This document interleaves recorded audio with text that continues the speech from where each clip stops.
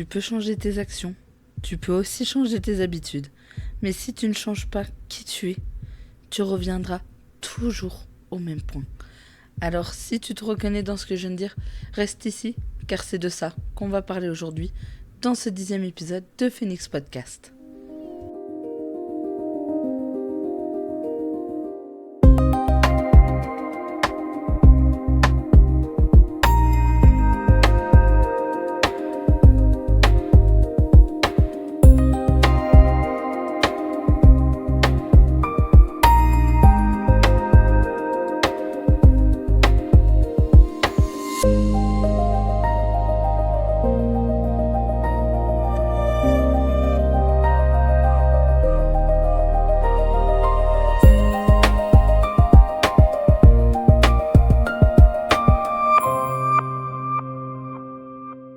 Et bienvenue dans ce 10e épisode de Phoenix Podcast. J'espère que vous allez bien. Moi ça va, même si j'ai la voix encore un petit peu prise. Vous l'entendrez sûrement au travers de ce podcast, mais ça va quand même. Pour les plus observateurs d'entre vous, vous observerez que l'on ne se retrouve plus le dimanche matin à 10h. À partir de maintenant, on va tester un nouvel horaire. Je vous propose que l'on se retrouve à présent toujours le dimanche, mais plutôt vers 19h. Et tout ça pour vous mettre d'aplomb pour les nouvelles semaines qui nous attendent. Alors aujourd'hui, on va parler de quelque chose de plus profond que la motivation. De quelque chose d'encore plus profond que la discipline. Et oui, croyez-moi, c'est possible. On va parler d'identité. Parce que, au fond, il y a peut-être peu de gens qui comprennent qu'est-ce que je veux dire par identité. Parce qu'au fond, c'est un terme un peu vague, un peu flou. Et vous inquiétez pas, je le comprends, on est tous là-dedans. Parce qu'au final, même quand on pense comprendre, on comprend pour soi et pas forcément pour les autres. Mais peut-être que ce podcast-ci vous aidera à vous offrir une certaine clarté, un certain point de vue, une nouvelle perspective sur vous, sur votre processus. Alors non, du coup, il n'agit pas en fonction de ce qu'on veut. On va agir en fonction de ce que l'on doit être. J'espère que vous avez bien observé la nuance. Alors, à présent, après ces quelques mots d'introduction, c'est parti pour le noyau dur de ce 10e épisode de Phoenix Podcast.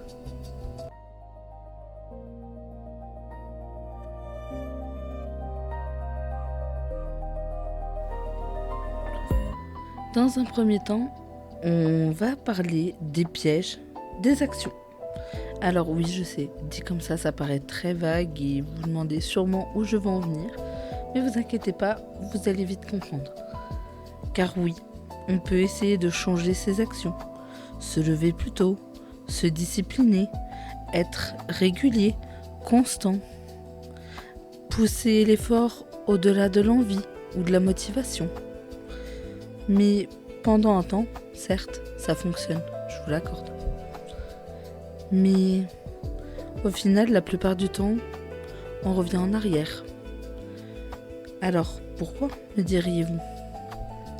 Parce que oui, ces actions, au fond, ne correspondent peut-être pas à votre identité actuelle. Peut-être que vous êtes dans une phase où, par exemple, vous avez besoin de sommeil. Donc non, vous levez beaucoup plus tôt ne vous aidera pas à être aligné avec votre identité actuelle. Peut-être que votre mode de vie actuel ne vous permettra pas non plus de faire les fameux 10 000 pas par jour. Peut-être que vous êtes toujours en déplacement, donc peut-être que pour vous manger du 100% fait maison, c'est peut-être pas toujours aussi simple. Tout pour votre identité actuelle, si vous ne voulez pas revenir en arrière, si vous voulez que cela fonctionne, il faut que vous sachiez analyser, identifier votre identité actuelle et faire avec, vous adapter et la faire évoluer doucement et progressivement. Et oui, ça paraît logique, je vous l'accorde, on le sait, et pourtant on veut tout faire trop vite, encore et encore. Mais dans ce cas-là, vous pourriez vous demander, oui, c'est bien, mais si en général on entreprend un changement dans notre vie, c'est qu'on veut modifier notre identité, c'est qu'on veut tenir. Et là, je vous l'accorde, c'est bonjour, la frustration. Le problème, c'est qu'une identité ne se change pas. Si vous voulez du long terme, ça ne va pas se changer en un claquement de doigts. Vous ne pouvez pas prendre quelque chose que vous avez mis 10 ans à construire et vouloir tout retirer en un mois. Et oui, c'est comme ça. Alors oui, ça reflète une nouvelle fois que dans la vie n'est pas une ligne droite, constante et parfaite.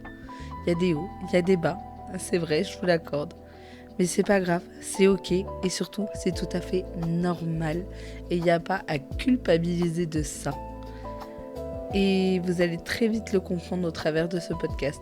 On est là pour parler vrai, on est là pour parler authentique, on n'est pas là pour montrer des facettes, on est là pour briser des silences, montrer des choses que les gens ne veulent pas forcément montrer ou ne veulent pas forcément voir.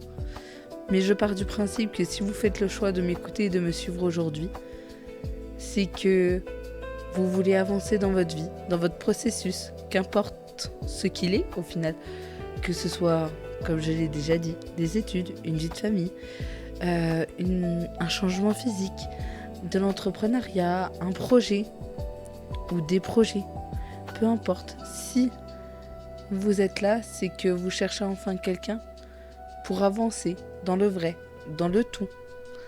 Et ça vous fait peut-être du bien du coup d'entendre des mots sincères et non des mots triés sur la sélecte juste pour plaire. Et si c'est le cas, déjà merci à vous de m'écouter aujourd'hui. Et c'est pour ça que parler d'identité, c'est une chose très importante pour comprendre où nous allons et comment nous avançons.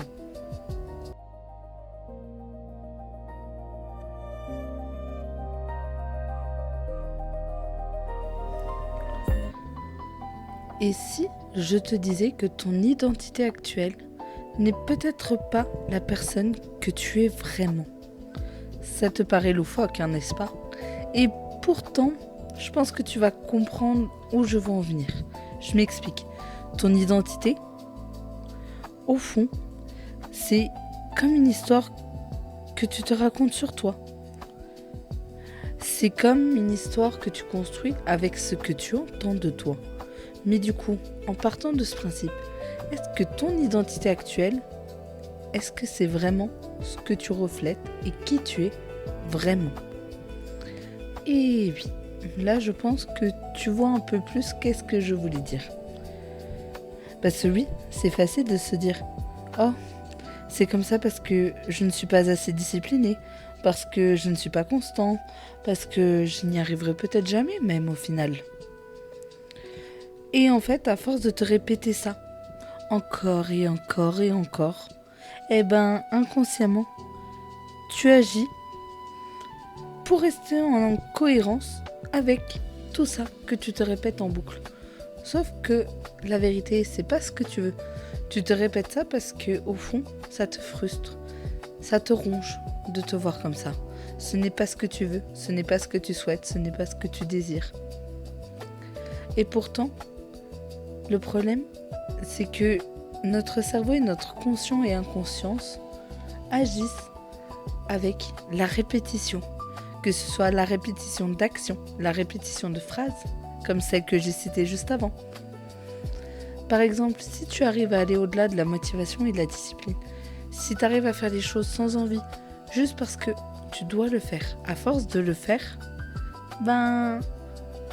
au-delà de l'envie, tu vas le faire par automatisme et petit à petit, c'est des choses qui vont se mettre en place et qui vont te changer intérieurement, comme peut-être aussi physiquement, mentalement.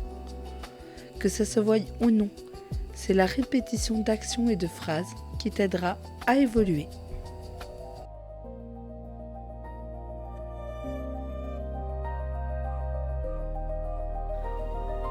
Et du coup, ce que vous pouvez vous dire maintenant, c'est « Ok Juju, c'est bien beau, c'est bien rose tout ce que tu nous racontes là. Mais comment on se crée une cohérence interne du coup ?»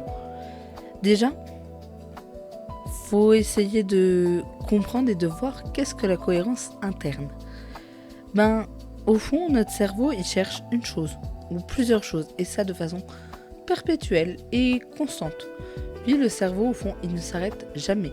Même quand vous dormez et que vous pensez que tout est off chez vous, c'est faux. Le cerveau, lui, continue de fonctionner et d'enregistrer toutes les infos que vous lui avez envoyées toute la journée, dont les fameuses phrases que on a citées juste avant. Le cerveau, lui, son but, c'est de trouver une cohérence entre vos actions et ce que vous vous dites. Donc, même si cette cohérence, au fond, te limite, voire même te bloque pendant un temps, et qu'elle-même paraît stable, tu peux toujours commencer à forcer ton corps et ton cerveau, à forcer ton mécanisme à fonctionner différemment, à agir différemment. Et là, même si ça crée un conflit, à force ton cerveau, du coup, de façon naturelle, va chercher à re-rentrer en cohérence avec tes paroles et tes actions. Donc, au lieu de t'ancrer dans quelque chose de néfaste et qui continue à se répercuter sur toi avec une image que tu ne souhaites pas ou que tu ne souhaites plus, le but est de choquer ton cerveau pour créer une nouvelle cohérence avec ce que tu veux réellement mettre en place. Même si c'est inconfortable, même si c'est pas évident de tenir sur le long terme, parce que oui, la discipline c'est déjà quelque chose de plus fort que la motivation, mais même la discipline elle a ses failles. Si vous voulez un changement profond, faut choquer votre système et votre mécanisme pour enfin aller de l'avant et enfin devenir celle ou celui que vous voulez être. Enfin devenir le meilleur de votre promo, le meilleur dans votre domaine, devenir un entrepreneur hors pair, un salarié hors pair, devenir un parent, entre guillemets hors pair.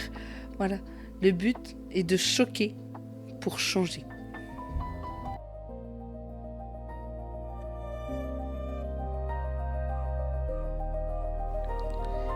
Et du coup, au risque de me répéter, il est temps de vraiment comprendre pourquoi on revient en arrière. Pourquoi on a l'impression qu'on a beau tout donner, choquer, comme je viens de dire juste avant, notre cerveau. Pourquoi on a malheureusement tendance à toujours revenir en arrière. Parce que non, ce n'est pas un manque de volonté. C'est juste un retour à ce qui semble être notre identité. On revient tout simplement à ce que l'on connaît, à un endroit entre guillemets confortable parce que c'est quelque chose de connu pour nous et non à un avancement vers une nouvelle identité, vers une nouvelle personne, vers quelque chose au final d'inconnu. Certes, c'est quelque chose, votre identité, que vous allez visualiser si vous voulez la changer, mais entre la visualiser et entamer le processus pour devenir cette nouvelle identité, c'est pas pareil. Et oui. Donc oui, c'est encore une histoire de confort et d'inconfort. Et surtout, changer ses habitudes. Au-delà de vous changer vous, ça choque tout. Même votre cerveau, votre conscient et votre inconscient.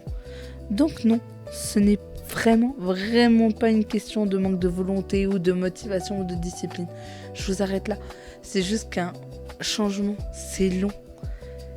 Mais faut pas abandonner, faut croire en vous, faut croire en cette visualisation que vous voyez de vous. Faut croire en ce changement aussi profondément que comme si c'était déjà d'actualité. Et là, à force de vous dire je suis comme ça, même si au fond vous ne l'êtes pas encore, déjà mettez-le au présent et ça vous aidera à mieux le vivre, à mieux le comprendre et à mieux l'obtenir. Et oui. Donc oui, il est possible de partir de ce que l'on connaît déjà, de ce qui semble être aligné avec ce que l'on croyait être. Donc oui, même si ce n'est pas ce qu'on veut, il faut savoir que les rechutes font partie de la guérison. Oui, je sais, on n'est pas dans un terme médical ou autre, mais je trouve que c'est l'image la plus juste pour que vous compreniez de quoi je veux parler. Alors oui, le processus est long, mais choquez votre cerveau et répétez-vous, limite effectivement que vous avez déjà ce que vous désirez. Par exemple, si vous voulez prendre confiance en vous, répétez-le vous tous les jours. J'ai confiance en moi, je suis confiante, et ainsi de suite. Et vous verrez, À force, votre cerveau va tellement assimiler la chose que une bonne partie du travail sera déjà fait.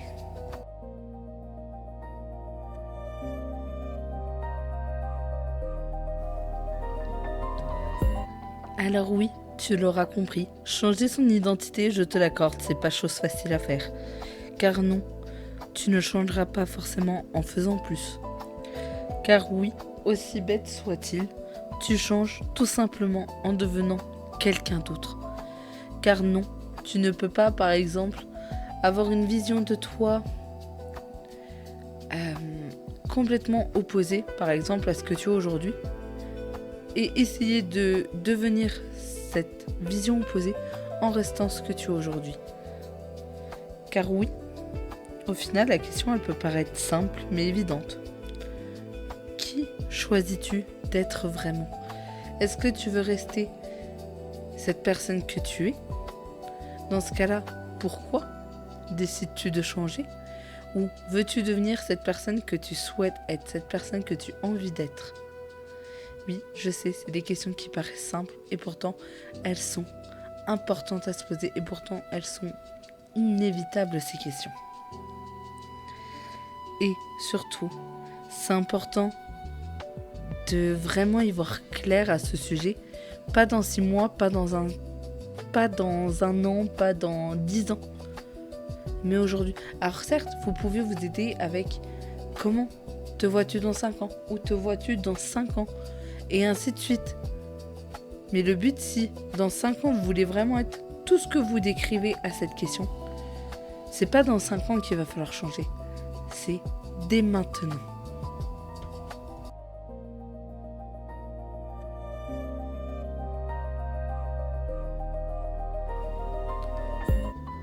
Alors oui, grâce à ce 10e épisode de Phoenix Podcast, j'espère que tu auras compris que non, tu n'as pas un problème d'action.